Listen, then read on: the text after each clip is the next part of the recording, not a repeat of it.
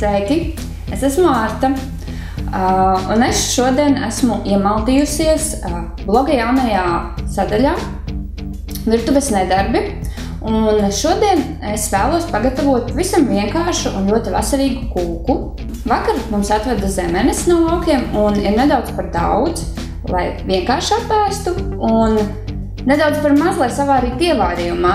Tāpēc es izvēlējos vidusceļu un uztaisīsim kūku. Kūkai ir nepieciešamas šādas sastāvdaļas. Zemenes, želantīns, ievārījums, skābais krējums, salgas cepumi, banāni un cukurs. Vēl mums ir nepieciešama kūku forma. Ja nav kūku formas, tad nevajag satraukties, derēs arī jebkurš trauks. Pirmais, ko mēs darīsim, ir paņemsim daļu zemenes un vienkārši sagriezīsim.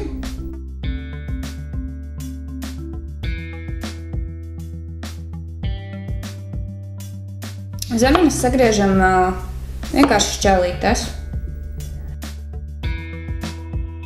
Un sagriežam arī banānu tādās nelielās šķēlītēs. Kad zemenes ir sagrieztas, ņemam salgas cepumus.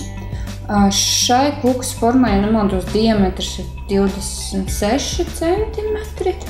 Un tad man parasti ir nepieciešama pusotra paciņa cepumu. Un cepumus vienkārši ar rokām sadrupinam.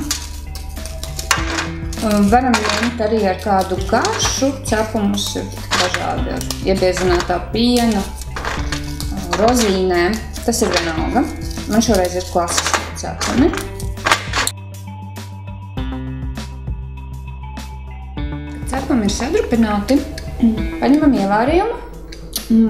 Ievārījums var būt saldāks, varbūt skābāks, tas ir atkarīgs no tā, cik saldas vai netik saldas kūkas jums garšo. Man ir zemeņu nektarīnas ievārījums, pagājušā gada pašu vārījums.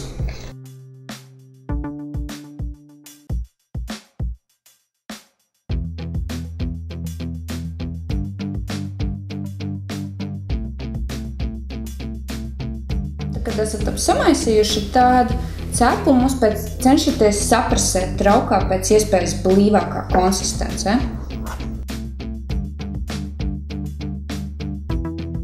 Kad cepumi ir saprasēti, tad, ja ir vēlme, šis nav obligāti, bet man patīk salikt banānus vēl pa virsmu, garšīgāk.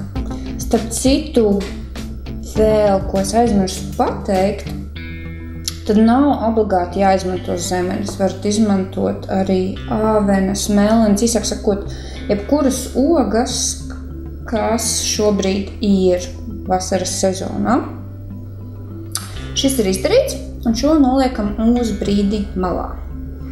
Tagad paņemam bļodu un krējumu. Man te ir iepakojums ar 360 gramiem. Principā vajadzētu 400, bet, iztiksim šoreiz, kā ir.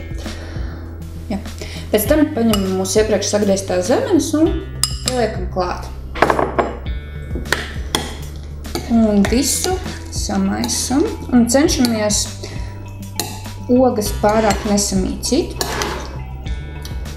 Un pievienojam klāt cukuru. Cukuru liekam, cik ir vēlme. Ja ievārījums ir bijis saldāks pamatkārtā, tad neliekam ļoti daudz, jo apakšā kārta būs salda. Tagad mums ir jāpievieno želantīns. Es pieļauju, ka mana metoda nav īpaši pareiza, bet tā strādā. Želantīns šai kārtai ir nepieciešams aptuveni 15–20 grami. Es principā lieku 20 aptuveni. Tā, lielāko daļu šīs paciņas. Pievienojam želantīnu karstā ūdenī. Viņš tikko uzvārīts.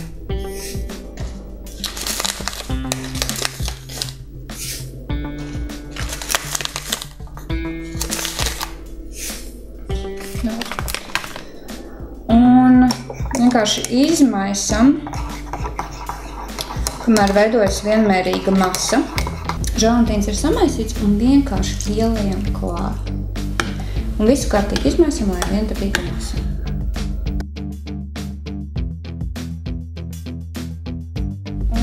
ļoti vienkārši uzlējam virsū mūsu pamatnei.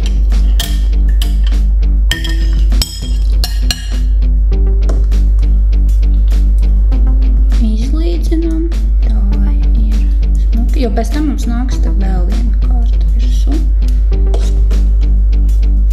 Un liekam uz pāris stundām leduskapī.